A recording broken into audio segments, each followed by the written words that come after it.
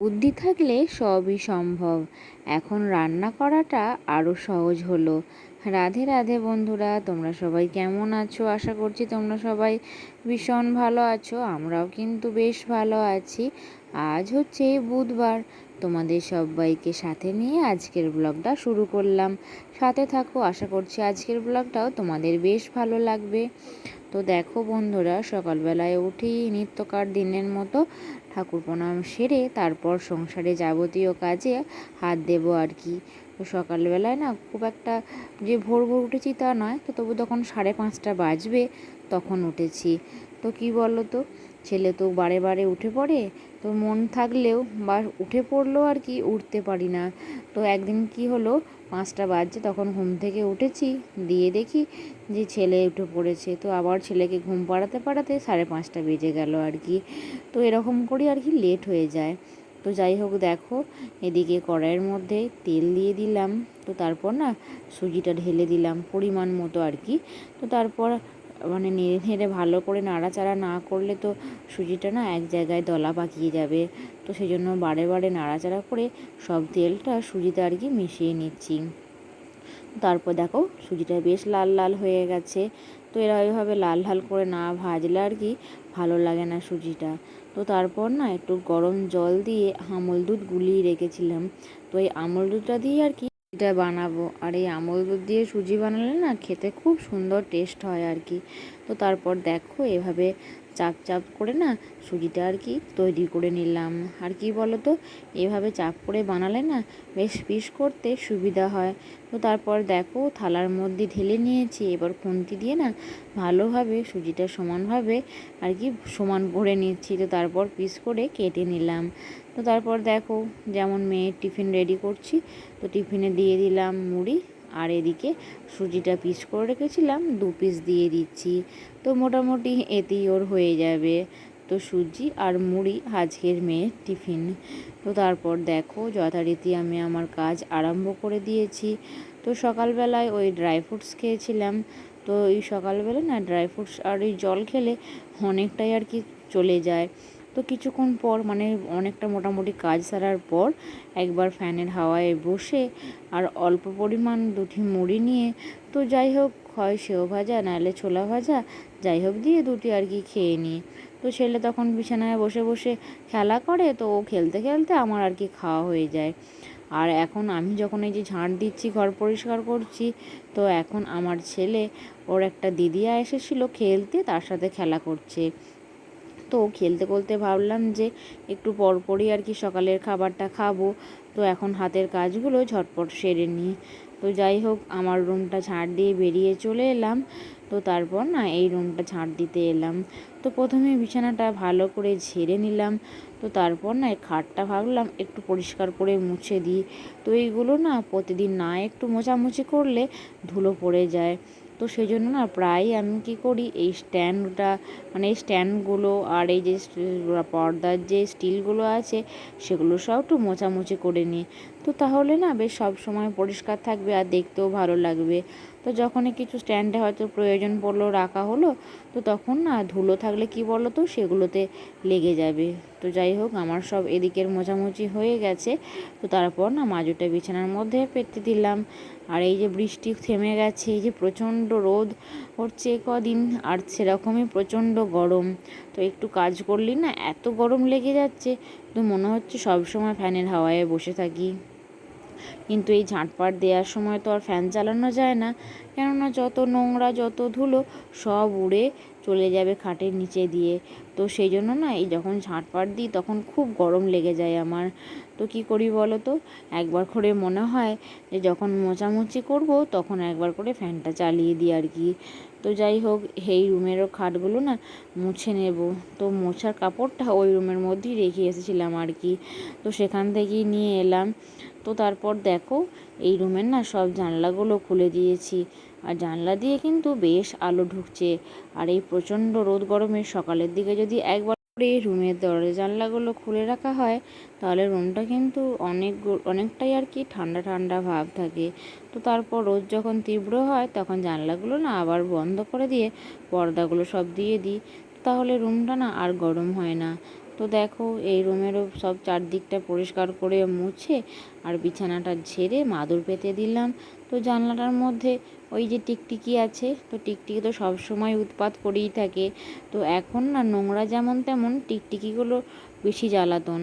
তো টিকটিকির পটি ছিল জানলার মধ্যে আর কিছুটা ঝুল ছিল, তো ভালো করে ঝেড়ে পরিষ্কার করে দিলাম। তো আমাদের রুমেও তাই, ওই জানলাগুলো প্রায় সময় টিকটিকিতে নোংরা করে রেখে দেয়। তো কী করি বলো তো, জল দিয়ে পরিষ্কার করে ধুয়ে দিই। কেননা ছেলের হয়তো কাঁথা কি বালিশ কিছু রোদে দিলাম, বা হয়তো একবার করে রেখে দিলাম বাইরের দিকটা দিয়ে। কেননা ছেলে তো রাতের দিকে প্রায় সময় না খুব ঘেমে যায় আর বালিশগুলো ভিজে যায়। তো ছেলের বালিশগুলো রোজকারই না একটু করে রোদে দিতে হয়, তো না হলে না বালিশগুলো কেমন ভিজে ভিজে টাইপের থেকেই যায়। তো সেই জন্য আর কি জানলাগুলো পরিষ্কার রাখতে হয় সব সময় আর কি। তো তারপর কি বলো তো, সিঁড়িটাও পরিষ্কার করে ঝাঁট দিয়ে, ডাইনিংটা ঝাঁট দিয়ে একদম রুমের সামনেটা সব নোংরাগুলো নিয়ে চলে এসেছি। তো এরপর কি বলো তো, রুমের সামনেটা না ঝাঁট দিয়ে দেবো, তো তাহলে আর কি পরিষ্কার হয়ে যাবে। তো এদিকে দেখো নোংরাগুলো সব নিচেতে নামিয়ে দিচ্ছি। আর কি বলো তো, এই যে সামনের দিকটা আছে না, এখানটা বেশ গড়ান টাইপের ছিল। তো তারপর আবার মিস্ত্রি দিয়ে এই যে খাঁজ কাটার স্টাইলগুলো বসানো হয়েছে, তো তবুও এখন নামাওটা অনেকটাই সুবিধা হয়েছে।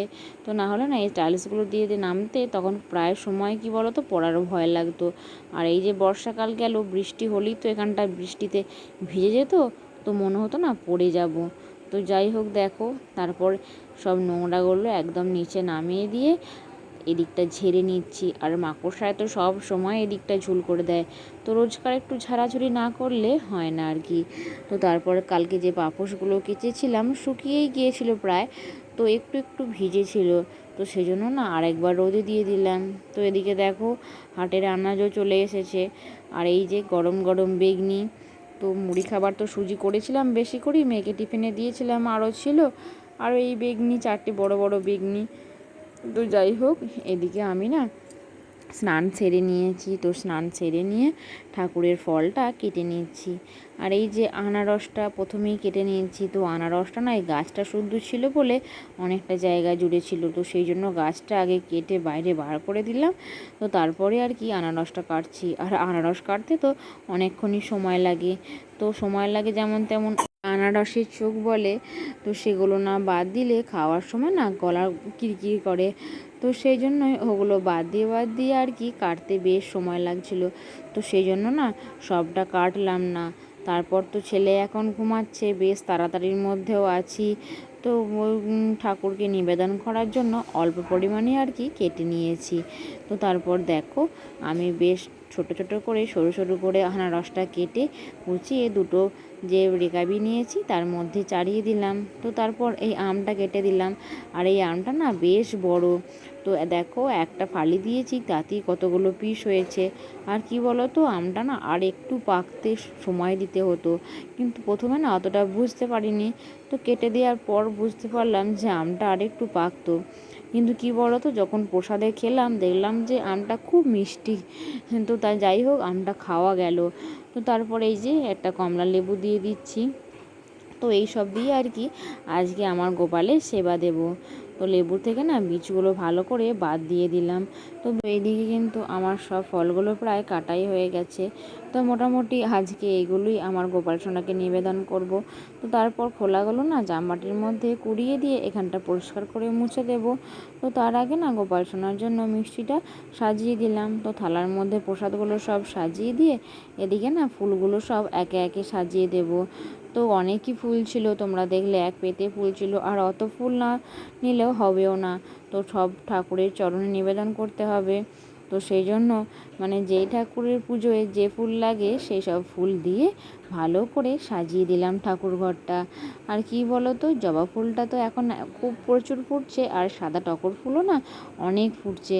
তো সেই জন্যই করারও বেশ সুবিধা হচ্ছে।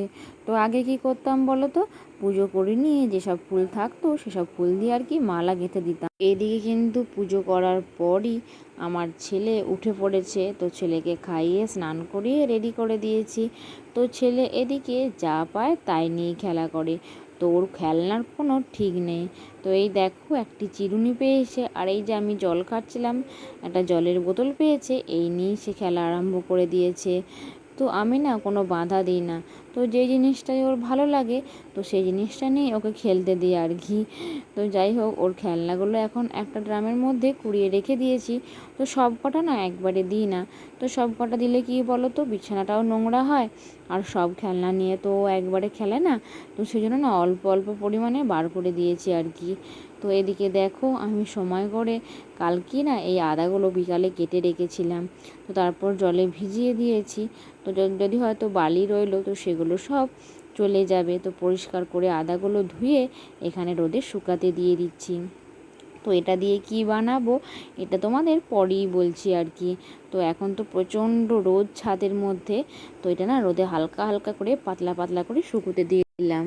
তো তাহলে কি বলো তো, একটু পরই না এগুলো বেশ ভালো শুকিয়ে যাবে। আর ছাদটা তো এত তেতে গেছে, মানে আমি তো একটু পর করেই এসেছিলাম, তো একদম না পায়ের নিচেগুলো গরম হয়ে যাচ্ছিল। তো তাড়াতাড়ির মধ্যে না জুতো পরে আসিনি, তো জুতো পরে এলে আমার খুবই সুবিধা হতো আর কি। তো যাই হোক, দেখো আমি একটা একটা করে সব মিলে দিলাম, তারপর নিচে চলে এলাম। তো এরপর না খাওয়া দাওয়ারও সময় হয়ে গেছে। তো এদিকে আমার ভাত বাড়া হয়ে গেছে। তো আজকে দেখো রান্না হয়েছিল পাট শাকের ঝোল, এই যে কুমড়োর টক, আর হয়েছিল রুই পোস্ত আর বেসন বড়ার পোস্ত, ছিল পটল ভাজা। তো এদিকে মেয়ে দেখো ওখান থেকে মাছ ভাজা বার করছিল।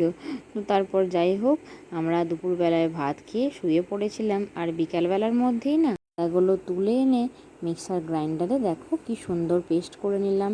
তো একদম ডাস্ট হয়ে গিয়েছিল আদাগুলো, তো এইভাবে না একটা জায়গার মধ্যে ভরে রেখে দিলাম। তো এটা কি বলো তো, রান্নার সময় এত সুবিধা হবে, তো যখন তাড়াতাড়ি থাকবে মশলা বাটার ঝামেলা ছাড়াই খুব তাড়াতাড়ি রান্না করা যাবে। তো আদা তো প্রায় সব রকম রান্নাতেই লাগে, তো এভাবে কিন্তু তোমরাও আদা এভাবে রোদে শুকিয়ে সংরক্ষণ করতে পারো তাড়াতাড়ি রান্নার জন্য। তো এদিকে যে এনেছিল আর বড় মা সব ড্রামের মধ্যে কুড়াচ্ছিল। তো যাই হোক বন্ধুরা, আজকে ব্লগটা এখানেই শেষ করছি, আবার দেখা হবে নেক্সট ব্লগে। রাধে রাধে।